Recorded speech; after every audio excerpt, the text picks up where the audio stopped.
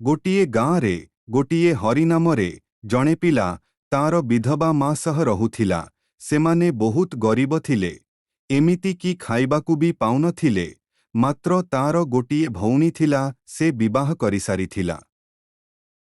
ତା ଭଉଣୀକୁ ହରି ବହୁତ ଭଲ ପାଉଥିଲା।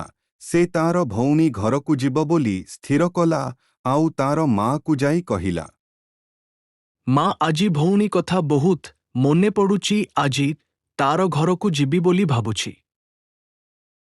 ଆରେ ପୁଅ ପାଖରେ କିଛି ନାହିଁ ନେଇକି ଯିବା ପାଇଁ, ତଥାପି ମୁଁ ଖୁଦରେ ଗୋଟେ ପିଠା କରି ଦେଉଛି, ତୁ ନେଇକି ଯିବୁ।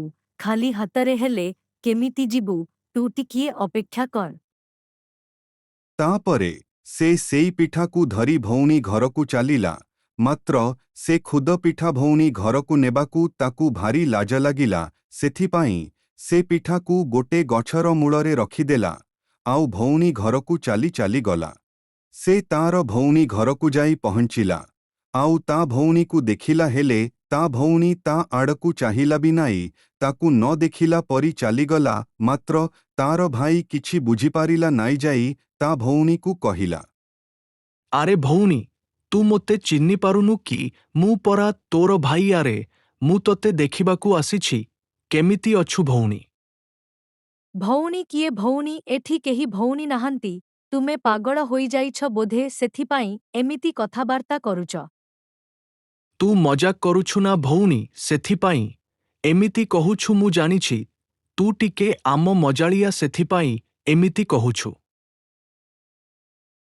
ମୁଁ କଣ ପାଇଁ ମଜାକ କରିବି? ମୁଁ ସତ କହୁଛି, ମୁଁ କାହାର ଭଉଣୀ ନୁହେଁ କି ମୋର କେହି ଭାଇ ନାହିଁ। ତୁମେ ଏଠାରୁ ଚାଲିଯାଅ। ଆରେ ଜାନକୀ, ତୁମେ କାହାକୁ ଏମିତି କହୁଛ? ସେ ପରା ତୁମ ଭାଇ, ନିଜ ରକ୍ତ ଭାଇ। ତୁମ ଭାଇକୁ ଏପରି କହିପାରୁଛ? ତୁମେ ଚୁପ୍ ରୁହ। ମୁଁ କହିଲି ନା ମୋର କେହି ଭାଇ ନାହାନ୍ତି। କାହିଁକି ମୋତେ ହଇରାଣ କରୁଛି? ତାଙ୍କୁ କହିଦିଅ ଭଲରେ ଭଲରେ ଚାଲିଯିବେ, ନହେଲେ ଗାଁ ଲୋକକୁ ଡାକି ଧୋକା ମାରି ବାହାର କରିବି।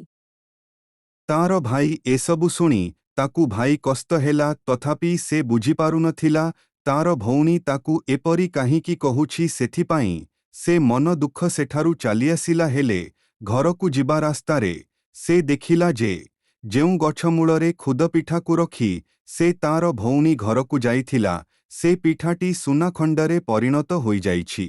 ସେ ସଙ୍ଗେ ସଙ୍ଗେ ସେଇ ସୁନାଖଣ୍ଡକୁ ନେଇ ବିକ୍ରି କଲା, ଆଉ ବହୁତ ପଇସା ପାଇଲା। ସେ 3 ମାସ ଭିତରେ ବହୁତ ବଡ଼ ଧନୀ ଲୋକ ହୋଇସାରିଥିଲା। ତା ପାଖରେ ବଡ଼ କୋଠା ଓ ଗାଡ଼ି, ପୁଣି ବ୍ୟବସାୟ ବି ଥିଲା। ସେ ବହୁତ ଆଡ଼ମ୍ବରରେ ଜୀବନ ଯାପନ କରୁଥିଲା। ଦିନେ ସେ ତାର ଗାଡ଼ି ନେଇ ତାର ଭଉଣୀର ଘର ଆଗରେ ଲଗେଇଲା। ତାପରେ ତାର ଭଉଣୀ ଆସି କହିଲା, ଆରେ ଭାଇ, ତୁ ଆସିଛୁ? ଆ ଘର ଭିତରକୁ ଆ। ବହୁତ ଦିନ ହେଲା ମୁଁ ତତେ ଦେଖିନି। ମୋର ତ କଥା ବହୁତ ମନେ ପଡୁଥିଲା। ଆ ଘରକୁ ଆ। ଭାଇ ଗାଡ଼ିରେ ଆସିଛି ଦେଖି ଜାନକୀ ତାର ଗାଁ ଲୋକକୁ ତାର ଭାଇକୁ ପରିଚୟ କରାଇଲା। କହିଲା, ଦେଖ, ମୋ ଭାଇ ଆସିଛି, ମୋ ଭାଇ ଆସିଛି। ତାକୁ ଭିତରକୁ ଡାକି ଜଳଖିଆ ଦେଲା ଖାଇବାକୁ। ତାପରେ ମୋର କାମ ଅଛି କହି ଭାଇ ସେଠାରୁ ଚାଲିଆସିଲା। ବହୁତ ଦିନ ପରେ ଜାନକୀ ଆଉ ତାର ସ୍ୱାମୀ ତାର ବାପ ଘରକୁ ଗଲା, ଆଉ ସେଠାରେ ଯାଇ ଘର ଦେଖି ଏମାନେ ଅବାକ୍ ହୋଇଗଲେ। ତାପରେ ଜାନକୀର ସ୍ୱାମୀ କହିଲା, ଜାନକୀ, ତୁମେ ସେଦିନ ତୁମ ଭାଇକୁ ଅପମାନ ଦେଇ ଘରୁ ବାହାର କରିଥିଲ, କିଛି ମନରେ ଅଛି ନା? ବଡ଼ କୋଠା ଦେଖି ବୁଲି ଯାଉଛ। ଦେଖିଲ ତ, ତୁମେ ତାକୁ ଦିନେ ଛୋଟ ଲୋକ କହି ଘରୁ ତଡ଼ି ଦେଇଥିଲ। ହେଲେ ସେ ଆଜି କେତେ ବଡ଼ ଲୋକ, କେତେ ଧନୀ ଲୋକ ହେଇଗଲା। ସେଥିପାଇଁ କେବେ କାହାକୁ ଏପରି କରିବା ଉଚିତ ନୁହେଁ। କଣ ପାଇଁ ନ ସମୟ ସବୁଠୁ ବଳବାନ। ଛାଡ଼, ତୁମେ ଯେପରି କହିଛ, ତୁମ ଭାଇକୁ ଘର ଭିତରକୁ ପଶିବାକୁ ଭାରି ଲାଜ ଲାଗୁଛି। ଚାଲ, ଆମେ ଏଠାରୁ ଚାଲିଯିବା। ଆରେ ଆରେ, କୁଆଡ଼େ ଚାଲିଯାଉଛ ନିଜ ଘରକୁ ଆସି? କିଏ କଣ ଏମିତି ଚାଲିଯାଏ? ମୁଁ ତାର କଥା କିଛି ମୋ ରଖିନି। ରୁ ପରା ମୋ ଭଉଣୀ, ତା କଥା କିଛି ମନେ ରଖିନି। ଘରକୁ ଆସମା ଖୋଜୁଛି। ଏବେଠାରୁ ଏଠାରେ ରୁହ।